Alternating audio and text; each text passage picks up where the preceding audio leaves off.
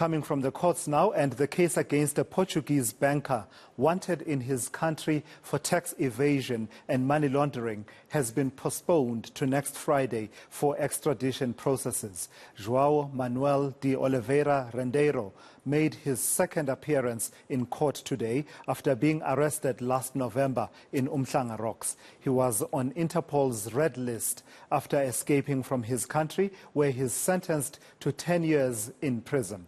At his last court appearance in Verulam, he was denied bail as he was deemed a flight risk. Let's take you to eNCA's Lethiwe Mdluli, who's been tracking that story and joins us now from our Durban studios. So international intrigue, I suppose, is the way to describe this one, Lethiwe, evidenced by the presence of a heavy international media contingent. But who is this person that we are talking about?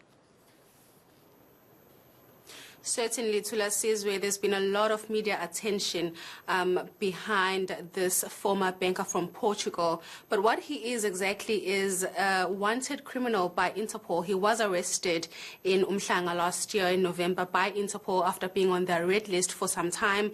We do understand that he fled Portugal shortly after he was sentenced to about 10 years in prison following the fact that he evaded tax and money laundering, also worth about 31 million euros. So there's been a lot of media attention on this man, and he has been remanded in custody until the 21st of this month, as the matter has been postponed by the magistrates at the Verulam Magistrates Court. For the process to extradite him to Portugal is set to begin next week. So that's the next step, the substantive issues around whether or not he should be put on a plane and sent to Lisboa. But today we were really dealing with the issue of bail, right? His team, I understand, is not happy that he was denied bail.